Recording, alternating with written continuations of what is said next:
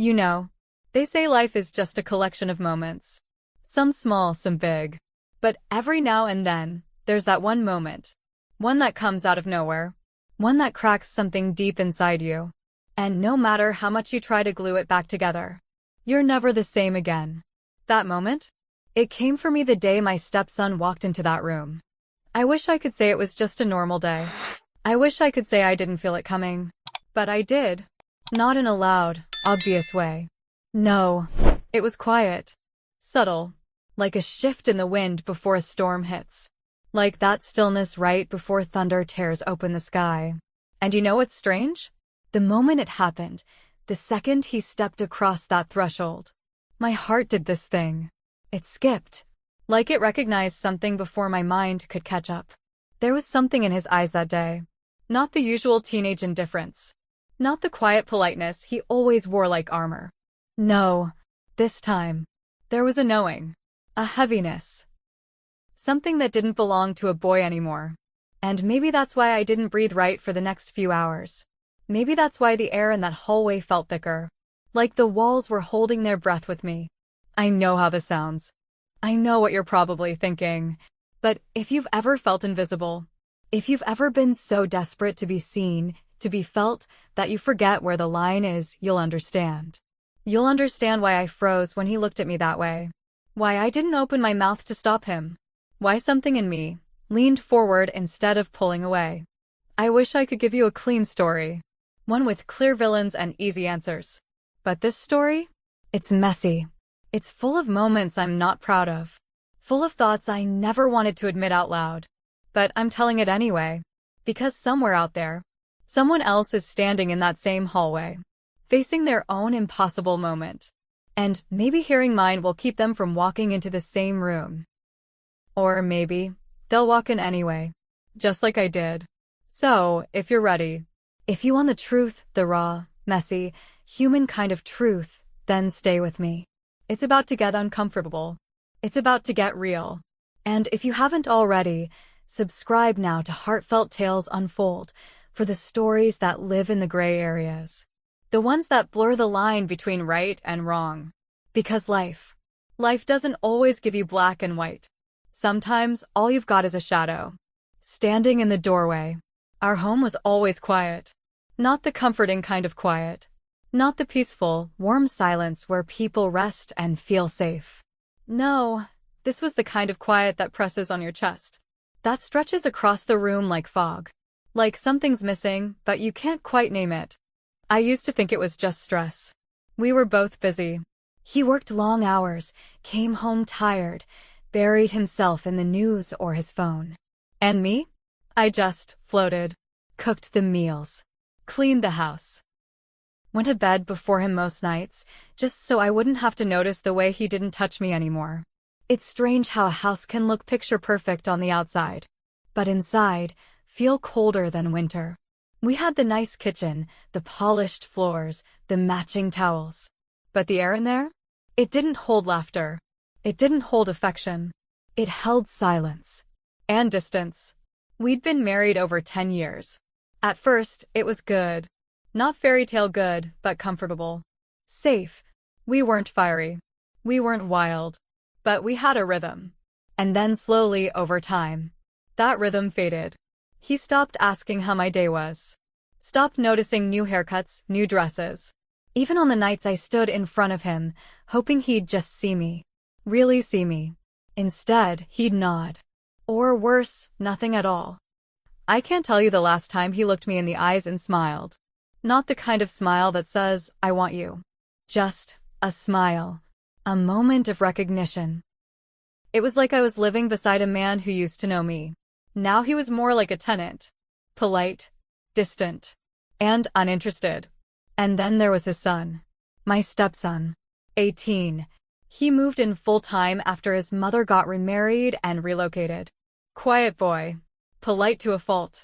Always cleaned his dishes, kept to himself. At first, I thought he was just shy. But over time, I started to notice. He watched everything. Not in a creepy way. Just observant. He saw things his father didn't. Things I didn't think anyone noticed. Like when I wore perfume on a random Tuesday. Or when I cooked his favorite meal, even though I never asked. He'd nod, say thank you. And there was something in the way he said it. Like he meant it. Like it mattered to him that I noticed him, too. We never had deep conversations. But when we did talk, he listened. Really listened. His eyes didn't wander to his phone or the TV. He didn't interrupt. He just sat there, fully present. And when you haven't felt that in years, that kind of attention feels like sunlight after a long winter. I didn't think anything of it at first. He was just a respectful young man. A good kid. Thoughtful. Reserved. But then little things started happening. He'd offer to help carry groceries. He'd sit at the kitchen counter while I cooked, asking about my day. He'd compliment a necklace or a dress, softly, not flirty, just noticing. And I soaked it in. God, I soaked it in. Because for so long, no one had looked at me like I was worth paying attention to. No one had cared if I was tired, if I was lonely, if I was hurting. And then this young man, this boy I helped raise, he started doing all the things my husband no longer did. And I started leaning into it more than I should have. I found myself wearing lipstick to the grocery store again, fixing my hair before he came downstairs in the morning. I told myself it was innocent, that I just wanted to feel human again. But deep down, I think I already knew. I was reaching for something, craving something. And the worst part? I wasn't sure I wanted to stop. Because sometimes, loneliness doesn't feel like an empty room. Sometimes it feels like being surrounded by people, and still going unnoticed. And when someone finally looks at you like they see you, really see you, that kind of gaze, it can undo a person. That was the space we were in. A quiet house, a distant husband, a boy who looked with too much understanding in his eyes, and a woman, slowly forgetting where the line was. It started on a Thursday. I remember because it had rained the night before, and everything smelled like wet earth and fading summer. My head was pounding that morning. One of those dull, slow aches that settle behind your eyes and make everything feel too loud. So I called in sick. First time in a long while. I made myself some tea, curled up on the couch under the throw blanket, and tried to just breathe. The house was quiet. My husband had left that morning for an overnight work trip, some conference in another city. He kissed me on the forehead before leaving. Not the lips. Never the lips anymore. And when the door closed behind him, it felt like the house exhaled. Like it could finally relax. Like I could finally relax. Around noon, I was still in my robe, half asleep on the couch, when I heard the front door open. I wasn't expecting anyone. It was my stepson. He wasn't supposed to be home yet. School didn't end until 3. He stepped inside, saw me wrapped up on the couch, and paused. His backpack slid off his shoulder. "Hey," he said, his voice low, like he didn't want to startle me. "Hey," I answered, trying to sit up straighter. "You okay? Why are you home so early?" He rubbed the back of his neck. "I had a half day. Exams week." Then he looked around, like he was unsure whether he should even be there. I needed to grab something. From the spare room. That room. We called it the spare room, but really it was more like a time capsule. Old furniture, dusty boxes, a lamp that never worked right. No one ever went in there. Not unless they had to. I blinked, still foggy from sleep and headache. "The spare room?" I asked. He nodded. "I think I left my sketch pad in there. From months ago." He walked slowly down the hall, then stopped. Right in front of the door. Hand hovering just above the knob. He didn't open it. He just stood there. Like he was waiting for something. Or someone. That's when I got up, walked over, and pulled open the drawer where we kept the spare key. We locked that room because of the loose window latch. It had a habit of sliding open in storms. More of a formality than anything else. When I handed him the key, that's when it happened. Our fingers touched. Barely. Just for a second. But it was like something passed between us. Like a tiny, electric thread. And I flinched. Not because it hurt, but because it didn't. It felt warm. Intentional. Like that single touch had weight. He looked at me then. Not the way a boy looks at a woman who raised him. Not even the way a student looks at a teacher. It was something else. I can't explain it, really. But there was a stillness in him. A quiet confidence. Like he was waiting to see what I would do next. And me? I should have laughed it off. Should have walked away. Instead, I just stood there, watching him unlock the door. He stepped inside, paused, looked around like he was remembering something. I leaned in the doorway, arms crossed, pretending not to care. But inside, I was spiraling. Why did I feel warm all of a sudden? Why did my pulse stick faster in my throat? Why was I still standing there, when I should have, gone back to the couch? He found the sketch pad, held it up with a little smile. "Here it is," he said. I smiled back. Too long. Too much. And as he walked past me, close, too close, I caught his scent. Something clean. Faint cologne. A reminder that he wasn't a child anymore. Not by any stretch. He brushed my arm as he passed. Not by accident. I felt it. A deliberate graze. Soft. Almost apologetic. I should have said something. I didn't. I just closed the door behind him. And stood there, hands still on the knob, breath stuck in my chest. That was the moment. It didn't look like much from the outside. A sick day. A sketch pad. A shared glance. But something shifted. Subtle. Undeniable. Something in the air between us changed. Like we had both stepped onto a path we couldn't quite see, but already knew where it might lead. And I wish I could say I turned around. I wish I could say I locked that door and never opened it again. But the truth is, I went back to the couch, sat there in silence, and let myself remember how it felt when his fingers brushed mine. And how, for the first time in a very long time, I didn't feel invisible anymore. I sat there for a long time after he left the room. Just sitting, staring at nothing, trying to calm the noise inside my head.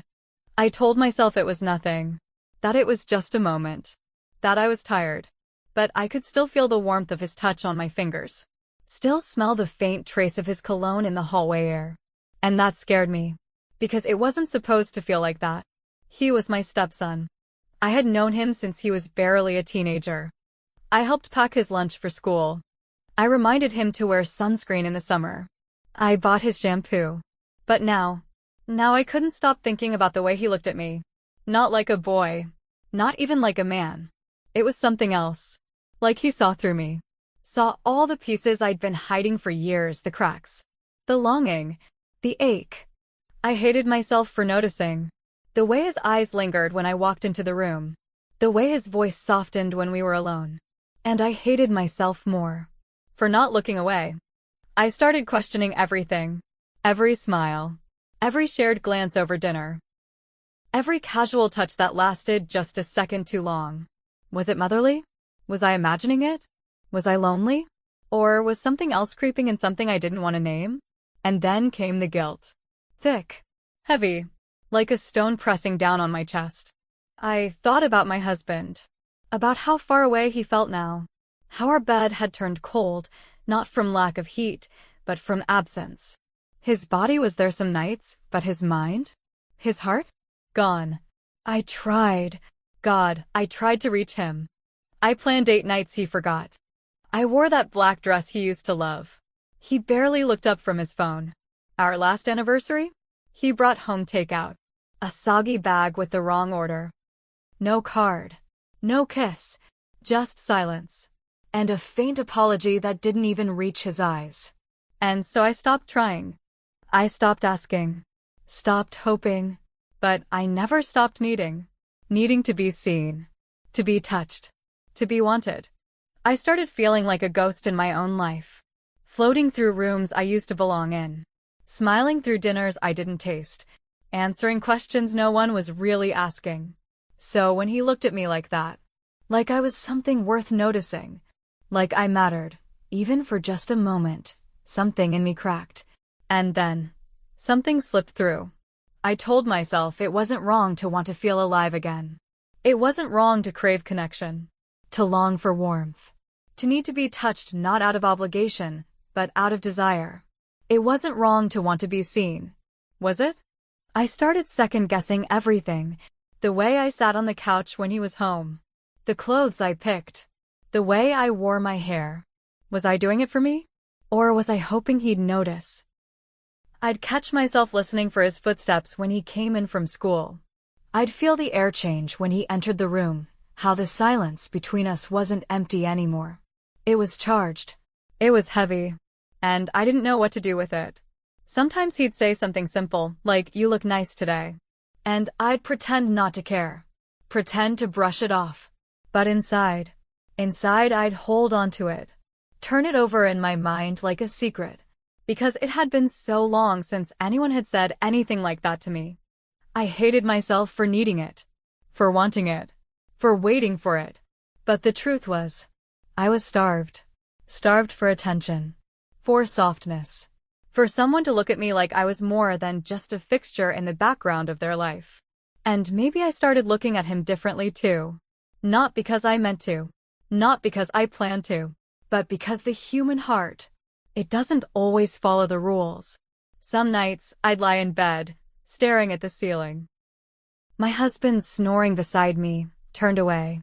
And I'd wonder, how did I end up here? How did this boy, this man, become the only person in this house who made me feel like I still existed? I wish I could say I snapped out of it, that I reminded myself of my role, that I shut down those thoughts before they took root. But I didn't. I let them grow. Quietly. Carefully. Like wild vines twisting through the cracks of a house that no longer felt like home. And deep down, I think I knew something was coming. Something I wouldn't be able to take back. After that day, nothing felt the same. The house didn't change. The walls were still the same color. The furniture hadn't moved an inch. But the air was different. He avoided me. Not in an obvious way. Not slamming doors or skipping meals. But in those quiet ways that only someone watching closely would notice. He wouldn't look me in the eye. He'd sit farther away on the couch. Say less. Smile less. And I did the opposite. I started overcompensating. Cooking too much. Talking too much. Laughing at things that weren't funny. Trying to patch over something we both knew couldn't be patched. I couldn't stop thinking about it. That moment in the spare room. The way his hands felt. The way his eyes searched mine, like he was looking for permission, and I gave it. But now, he couldn't even look at me anymore. And yet, I still dreamed of that moment. And that made it worse. Because I wasn't supposed to want it again. But I did.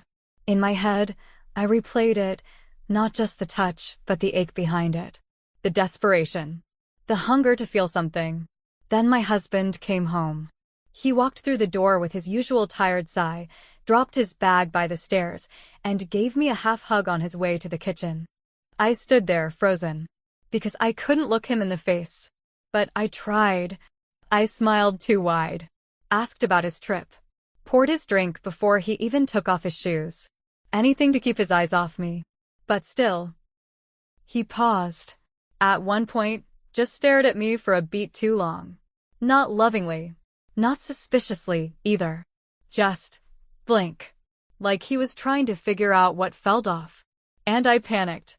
Not outwardly. But inside, my heart dropped. Was it written all over my face? Did he know? That night at dinner, it was quiet. Just the clinking of silverware and forced small talk. My stepson barely said a word. Didn't touch his food. Excused himself early. I watched him disappear down the hallway. Listened to his door close. And I could feel the distance stretching between us, thick as fog, sharp as glass. My husband didn't say anything about it, just muttered something about teenagers and went back to scrolling through his phone. But me? I couldn't eat another bite. I couldn't sit still. My skin felt tight. My breath shallow. The next few days were a minefield. Every time I heard a creak in the hallway, I jumped. Every time my phone buzzed, I thought it might be him, saying something, anything. But he didn't. He kept to himself. Left early for school. Came home late. Headphones in. Eyes down. I tried to talk to him once, just in passing. Asked if he needed anything from the store. He didn't even stop walking. Just shook his head, barely audible, "No. I'm good." He couldn't even look at me anymore. And it crushed me. Because I thought maybe we both felt it. Maybe it wasn't just loneliness and need. Maybe it meant something. But now it just felt like shame. Like a secret rotting in the walls. I started to feel paranoid. Did someone hear? Did he tell anyone? Would he? Would he hate me for what happened? Would he hate himself? I lay awake at night, listening to the clock tick. Listening to the house breathe around me. Waiting for it all to come crashing down. Every glance from my husband felt like a spotlight. Every silence at the dinner table felt like an accusation. I checked the spare room more than once, like some part of me expected the air in there to still be thick with what we'd done. Like the walls had watched us. And would never forget. And I couldn't stop the thoughts. I missed him. I missed his eyes. The way he listened. The way he made me feel like a woman again. Not a ghost, not a servant, not a roommate. But how could I miss someone who wouldn't even meet my gaze now? I thought I wanted to be seen. But now that I wanted to disappear. The guilt came in waves. Some days, it sat quietly in the background, like a dull hum I could almost ignore. Other days, it slammed into me without warning, like standing in the ocean and suddenly getting knocked off your feet by a wave you didn't see coming. Shame. Regret. And right alongside them, longing. I hated myself for wanting more of something I knew I should have never touched in the first place. But the truth was, I missed it. I missed him. I missed the way I felt that day in the spare room. Seen, wanted, awake. And then I hated myself all over again. I started questioning everything. Everything I thought I knew about who I was, what I stood for. I had spent years telling myself I was loyal. That I was patient. That I was kind. That I would never be the kind of woman who stepped outside the lines. But then I did. And it made me wonder, had those lines already faded long before that moment ever came? Had I been slowly unraveling in silence for years without even realizing it? I looked at my husband differently now. Not with anger, but with a kind of quiet, aching distance. Like looking at someone you used to know in a dream. His routines hadn't changed. He still sipped his coffee in silence every morning. Still scrolled through the news while I made breakfast. Still slept turned away from me on the far side of the bed. And I wondered, was he lonely too? Had he stopped reaching for me because I stopped reaching first? Or had we both just let go, one quiet day at a time? I thought about who I was before all this. Before the numbness. Before the ache. Before the touch that changed everything. I started journaling, just to make sense of the mess inside me. I'd write down questions I couldn't answer. Was it loneliness? Was it betrayal? Or was it both, disguised as something deeper? Some days, I told myself I had manipulated him. That I had let my need for attention blind me. That I had taken advantage of someone younger, vulnerable, craving connection. Other days, I convinced myself it had been mutual. That he had reached too. That we had met in a moment of weakness that belonged to both of us. But then the guilt would rise again. Hot in my throat. Bitter in my chest. Because no matter how many ways I tried to frame it, no matter how many pages I filled with explanations, nothing changed what I had done. And still, I couldn't forget it. Couldn't unfeel it. Couldn't stop the memory from replaying in my mind, the look in his eyes. The way my skin came alive beneath his hands. The silence afterward, thick and deafening. I didn't recognize myself anymore. Not in the mirror. Not in my voice. Not in the way I moved through the world. Everything felt unfamiliar. Like I had slipped out of my old skin and didn't know how to wear the new one. I began avoiding mirrors. Stopped wearing makeup. Stopped doing anything that might remind me of the woman I was in that room. Or worse, the woman I might still be deep down. I questioned whether I even deserved to be forgiven. Not by him. Not by my husband. But by myself. And I didn't have the answer. All I had were pages and pages of confusion. And a heart that wouldn't stop aching, not just from guilt, but from missing the one person I wasn't allowed to miss. Because even after everything, even after the silence, the shame, the space between us, I still dreamed of that room. Have you ever made a choice you couldn't take back? and didn't know if you even wanted to? One of those moments that sits in your bones, that you carry with you everywhere you go, even if no one else knows it's there? If you've ever felt torn between what's right and what your heart was begging you for, I want to hear from you. Because I can't be the only one. I need to know I'm not the only one. Sometimes it helps just to know someone else out there understands. Even if you don't have the answers. Even if it's just a whisper in the dark. So, if any part of this hit something inside you, if any part of this made you feel seen, even in the mess, even in the shame, say something. Write it in the comments. Share your truth. And if this is the kind of story that speaks to you, the ones we don't talk about, but live with every day, don't forget to like, subscribe, and turn on the bell for Heartfelt Tales Unfold. Because here, we peel back the layers of the human heart. One story at a time. You know, desire has a way of wearing disguises.